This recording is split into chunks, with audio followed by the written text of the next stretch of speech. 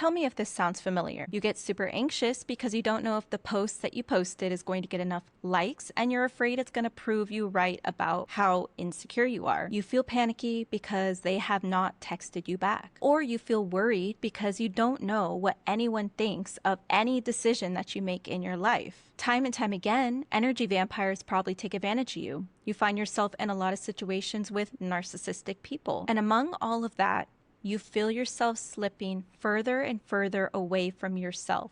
Like you don't even know yourself anymore because you have handed out your independence to everyone else's opinions. And I'm going to say this gently, not to shame you, but to free you. If this is how you're living your life, you're not actually living your life. When you hand someone else the power to decide if you are worthy, you hand them the remote control to not just your peace and your energy, but to your entire identity. Hola, my beautiful dreamers. Welcome back or welcome to my channel. My name is Marisa LaBlue, and on this channel, we merge everything cosmic guidance with everything self-development to become our dream selves every day.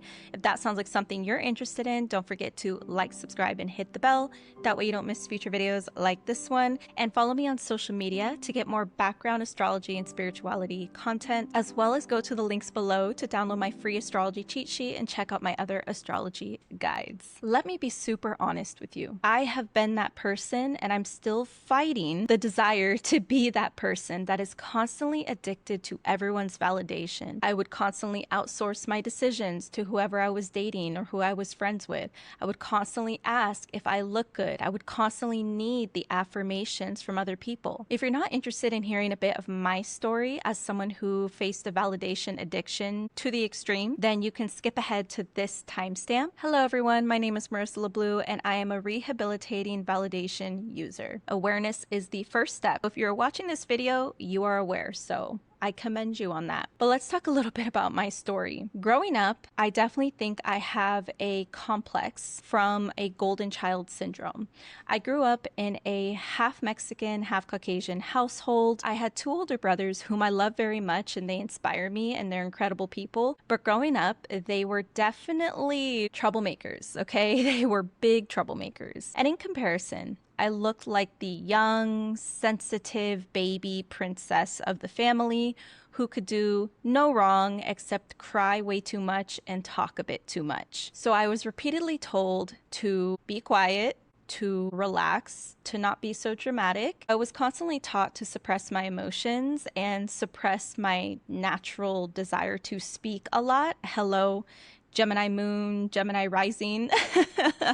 I need to verbalize, literally. I started suffocating my true self from a young age, but not only that, I always had an artistic spirit. I was drawn towards creative endeavors, and I even wanted to go to an art academy as my college. I even toured the San Francisco Academy of Art. However, I continuously suppressed that as well because I was told time and time again by the adults in my life that it was a waste of my brain and my intelligence to go down an artistic path. I was definitely an intelligent child. I started to take pride in my intelligence and my ability to academically achieve. I associated being a high-achieving, well-behaved person with getting praise from the people that I love and value. I'm not faulting the adults in my life. I had a wonderful childhood, and I'm so grateful for everything that they gave me. I am so lucky. But just because we had a loving childhood does not mean we don't walk out without our own trauma. There's almost always something we have to learn from some type of childhood adversity that we face. Mine was definitely getting addicted to praise from others and feeling like I had to be perfect, like perfection and being extremely well behaved and very intelligent were all expectations of me. And if I fell short in any of those categories, I would feel unworthy and the world would essentially end. I also faced a lot of insecurity around my looks when I was in middle school to early high school because I was told growing up that I was a Barbie and I was such a cute child and such a pretty little girl. I kind of let that get to my head as a little kid. I thought I was the cutest thing ever. I was so confident. And then when adolescence hit, I started growing really bad hormonal acne, and it was all over my nose. I would get these really bad cystic pimples that almost looked like big boils all over my nose, concentrated right here and nowhere else. It was extremely embarrassing and it took a huge toll on my sense of security and how I look. Then as I blossomed and matured into my late high school years, I started to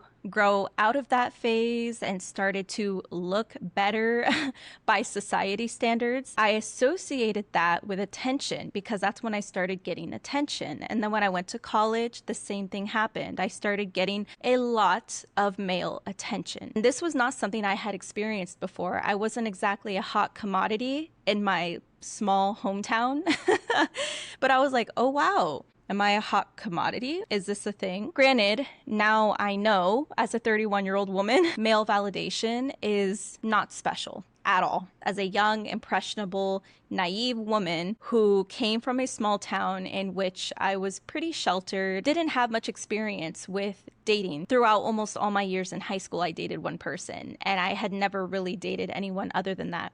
So I had no experience in this category. That added to my addiction to validation because I started to love the idea of being praised and wanted by various different individuals romantically. And as someone who always suppressed my true self, I felt like I was never showing my true self because going back to what I said about my childhood, I was never showing my true self because at some point I started to deeply suppress it. I would mainly just find communities online and friends online that I could be my real self with. But even online, you can't fully be who you are. So now fast forward, I go on to meet what would be my very toxic, emotionally abusive relationship that would change the trajectory of who I am for the remainder of my 20s. I met this person online, of course. This person was able to see the parts of me that no one else had ever seen. He was the first one to encourage the parts of me that I wanted so badly to express, but I felt like I couldn't because no one understood me. No one ever praised those sides of me. He encouraged me to be more free-spirited, more rebellious, more artistic, and that felt good. I was so much more impressionable and naive at the time that it felt like I needed to hear someone else and I needed someone else to see those parts of me for me to actually express them, for me to actually let them guide my life. Because of that, as someone who obviously looking back, he was a huge energy vampire, he was able to latch onto that part of me, whether he realized it or not. He was able to recognize my deepest insecurities, my deepest suppressed traits, and really latch onto them. And that gave me a deeper connection to him. Fast forward, that relationship was extremely tumultuous and it ended up being pretty much one of my traumas that I would then have to heal from for years to come. But it was my first time experiencing what the addiction to validation can get you into. The situations that can happen simply because you rely too much on somebody else to make you feel worthy. And the reason he was able to keep me around for years and treat me the way he did is because I did not feel worthy and I directly attached my worthiness to how he was treating me. Of course, I didn't realize that at the time I was in the relationship. After that, I would start noticing a pattern. When I did actually start dating and I had other relationships after him, I started getting myself into very sticky romantic situations because I was kind of flinging myself from person to person because I felt like I needed the validation of a romantic person. And the reason this started to play out for me romantically is definitely because I felt like romantic relationships were so intimate. That was the only time I could truly express myself, the only time I felt truly seen by the other person. I did also have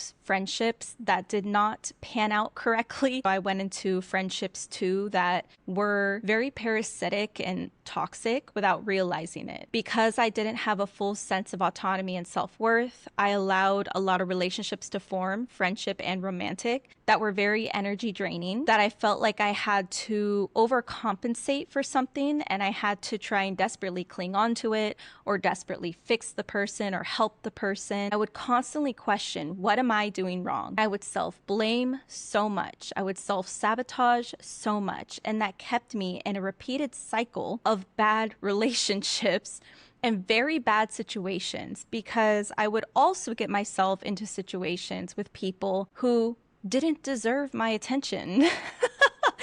literally people who did not deserve an ounce of my attention, and I lowered myself because I was insecure. I just wanted validation more than anything. I didn't care if I had to lower myself. I didn't care if this person didn't deserve my time or energy. I was like a greedy validation fiend. It is insane. It is crazy. With all that being said, those situations, now that I am far removed from them, I can physically feel the toll they've had on me. And when I look back at older pictures of myself, I can tell there was a different type of energy and light within me that has been greatly damaged and siphoned from the situations I put myself in simply because I wanted someone to tell me that I'm pretty and that I'm the best person ever, that I'm so smart, whatever the case may be. And the ways in which you feed your validation addiction can play out differently. For me, I became like a serial romantic situation person. But for you, it could be addiction to academic achievements. It could be addiction to male validation. It could be many different forms of validation in which you are feeding that wound and that addiction. But now that you know a bit of my story, let's go into why you might be addicted to validation. There's something I want to make very clear. As a fellow person that was deeply addicted to validation, it is okay to want validation. That is only human. The problem is when it becomes an addiction in which you now feel like their approval, other people's approval, means survival. Like if they don't approve, you will not survive. And it triggers that fight or flight. It triggers anxiety, panic attacks within you to even think about the fact that someone might reject you or disapprove of you, whatever the case may be. When approval turns into your identity, you think that you're only lovable if someone likes you. And so you're constantly trying to people please others to make sure that they like you and have a good opinion of you and talk highly of you behind your back. Or when approval turns into a verdict on who you are, you think that rejection is your identity. Like rejection means something is wrong with you automatically. The root is often from early conditioning of some kind, such as inconsistent love patterns, emotional unpredictability, fear of abandonment, not feeling safe being fully yourself, only being praised for performing through achievements, being useful or being easy maybe, or maybe even being attractive. It creates the pattern of people pleasing and over-explaining yourself, a deep fear of judgment, deep emotional dependency on others, outsourcing your decisions, not being able to make a decision yourself, losing trust in yourself, and energetic vulnerability, meaning you're easy to manipulate and easy to drain of your light. Although these patterns usually form from early conditioning of some kind, there are some modern things that definitely fuel the addiction to validation and have probably made it 100 times worse than it's ever been. And that would be social media, with the constant comparison game and the constant need to feel like the likes that you see, the like count, that gratification is directed to your self-worth. Feeling like the algorithms reward performance, like you have to be performing a certain way, you have to be using a heavy filter to be seen and to be liked by people. Or just the idea that we turn everyone into a brand instead of an actual human. So we tend to look at people through this weird lens where we are kind of sizing them up and judging them as if they're a product. That can, again, lead us to feel like we're in like an aesthetic rat race and our personality is too boring. And we take the judgment online and the numbers that we see online as the truth, when that is so far from the case. Now, latching on to why you might be addicted to validation, I want to talk about some astrology placements to look for in your birth chart that might help further explain to you why you're addicted to validation. And those placements are your moon sign, because this can tell you more about specific emotional needs for yourself that maybe were not met, especially in childhood. For example, I'm a Gemini moon. And like I said earlier in my personal story, I was told a lot of times that I speak way too much, I'm way too curious, and I felt like an annoyance all the time.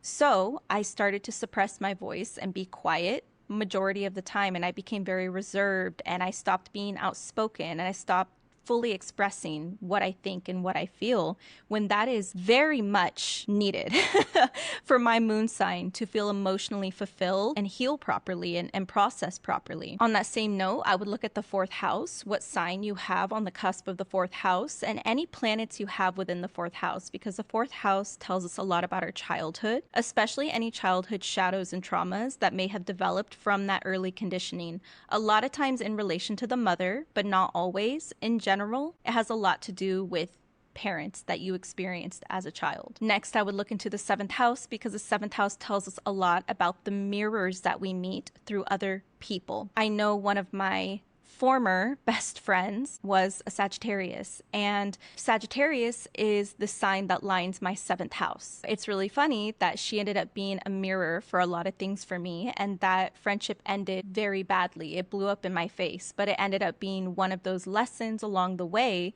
that held up a mirror to myself and kind of to patterns I have in my relationships or things that I need to deal with. A lot of times we meet people who have an energy similar to that of our seventh house. We can feel envy towards them. We can feel contempt, or things can go sour. And a lot of times it's because of something that is being reflected back at us, and we don't realize it until we actively become aware of it. And looking at your seventh house and what sign is on the cusp and what planets are in it can help paint this picture better for you. I would also look at your Venus sign, because Venus is also the planet of relationships. It also rules the seventh house, so it can tell you a lot more about what patterns you have in relationships. For me, I have an Aquarius Venus, and my Aquarius Venus means that I tend to be pretty free-spirited with relationships, and that taught me a lot.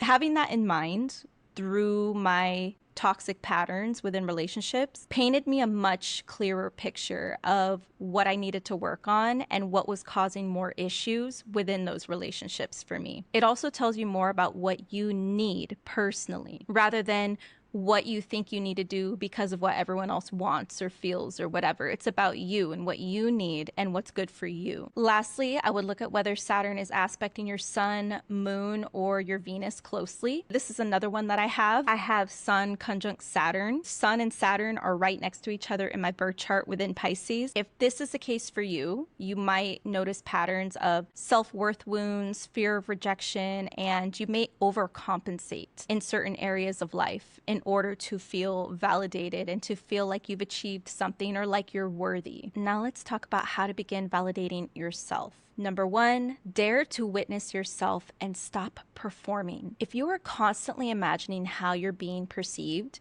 you're acting like you're always performing for an audience. There was something I had read, and I think How to Not Give a that book, there is something I always remembered from it. The author basically says to get over yourself, because if you think everyone is always watching you, you're very conceited. Not only are you very conceited, but now you're allowing that to limit you, to suffocate you in a certain way. And the fact of the matter is, people are going to judge you whether you are performing or whether you're being your true authentic self. Even though it's going to take some work to get back to openly expressing your authentic self rather than suppressing it all the time. I know, I'm still learning too. You need to stop narrating your life for approval at any given moment. Give people authentic answers. Dare to give people your authentic thoughts and opinions. You don't need to always filter yourself in a way that you think is going to get your highest approval rating from every person, because people will judge you no matter what. People will not like you. That is just a reality. Do you like everybody? No, you don't, right? Not everyone is your cup of tea. And just like that, you're not going to be everyone's cup of tea. That's just a fact of the matter. So would you rather face judgment for the way that you're performing, in which you are now sucking the life out of yourself, sucking the soul out of yourself, and performing, not even being your real self, and getting judged for it? Or would you know that you are at least breathing life into your authentic self and living through that authenticity and shining your light and getting judged for it? A practice that you could try, even though it is not necessary to do it this way, or you could think up your own version, but you could try to create things without posting them. And then maybe at some point in time, you can challenge yourself to post them, to overcome this fear of being seen slowly but surely, but do it in a way that gives you space. You know, like you could post something and leave it and not look at it until you gather the strength to look at it again. I know I overcame a lot of fears of being seen through posting online.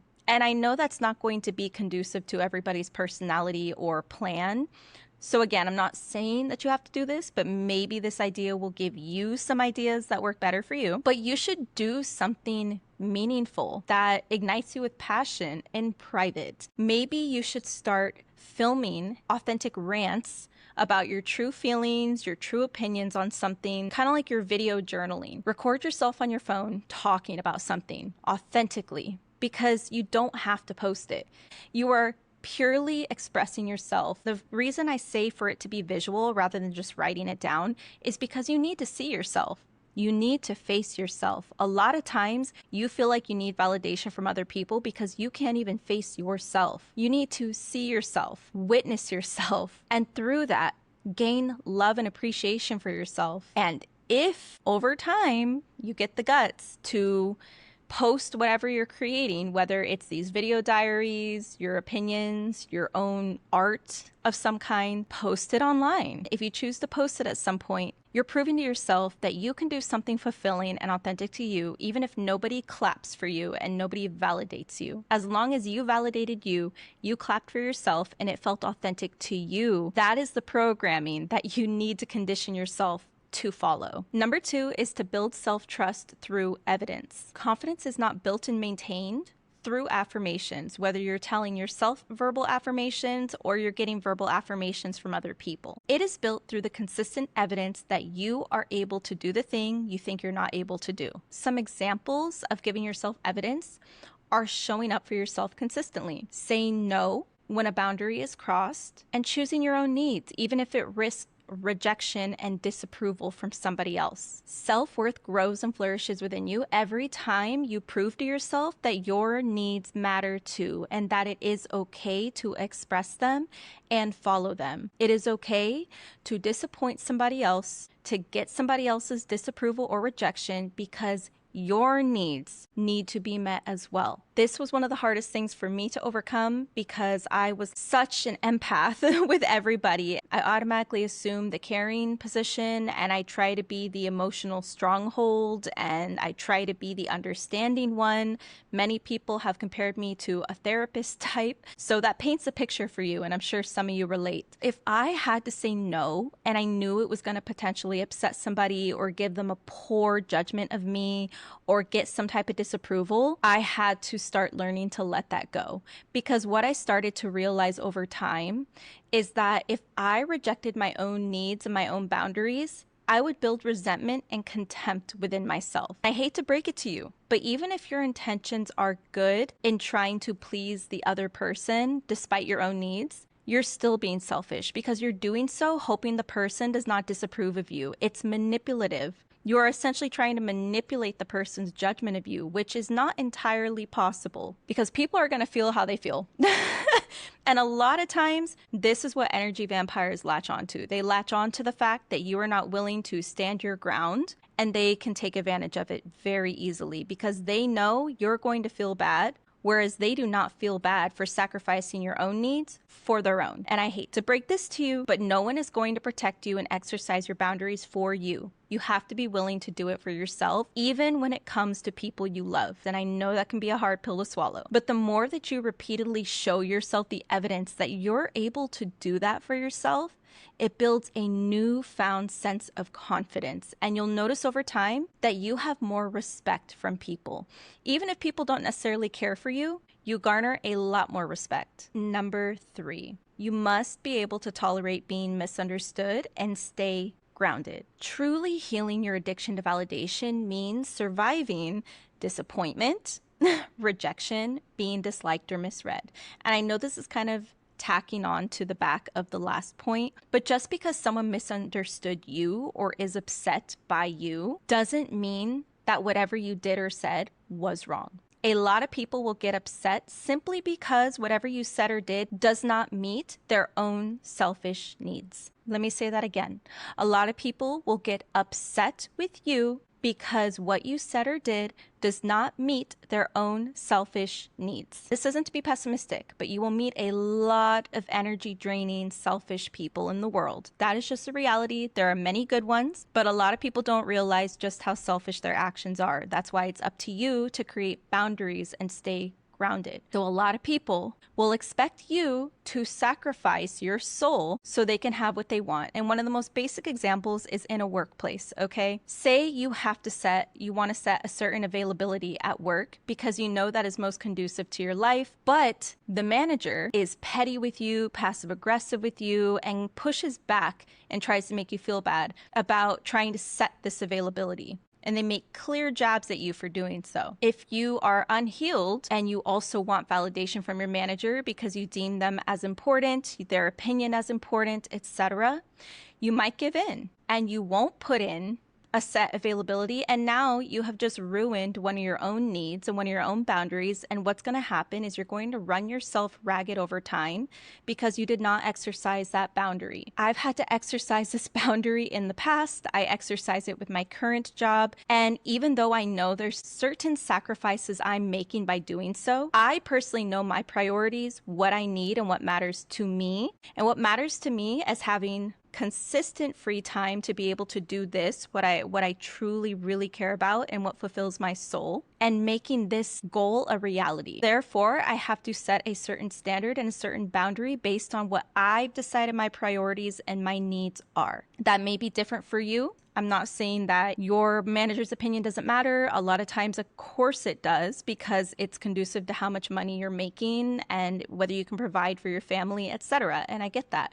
But that is where, again, assessing your priorities and your needs comes into the picture, and recognizing what boundaries you need to actually uphold. Upholding the boundaries are one thing, exercising your needs are one thing, but actually being able to face the rejection or the misunderstanding or the judgment that comes with it is another thing. And I promise it's going to feel weird at first. It's going to be scary. It's going to hurt potentially, but it must be done. Think about preserving your soul. You are handing over your autonomy, your soul, your energy, your peace, your identity to everybody else, and you're willing to put that on a platter for a lot of people that don't even matter. They don't even care about you. You're willing to put all that on a platter and sacrifice that for what? For what exactly? So that the person who doesn't care about your needs thinks highly of you? How backwards does that sound? A few more ways to put this into practice are to stop correcting every misunderstanding. Not everything needs to be corrected. You do not need to over-explain yourself. You're not being misunderstood a lot of times. A lot of people are just upset because, again, you did not sacrifice your own needs for theirs. Stop chasing closure. Closure is not something we need. Is it nice to have if you can have it? Yes. However, it is not something that you can be reliant on, because most of the time you will not get closure in life, and that is okay. You don't need it. If you feel like you need closure, it's because there's something in you that wants to be validated and feels like it needs the validation of the closure to be put to rest, when that is not true. Third, let people project and keep it moving. Their projections are not your responsibility. The moment you stop needing everyone to understand you is the moment that your energy, your inspiration, your vitality, and your identity begins returning to you. If you enjoyed this video, don't forget to like, comment, and subscribe. That way it can reach other people who need to hear this message, and we can send the positive ripple to other people. But until I see you next time, I am eternally grateful for your presence. Thank you so much for being here. Adios.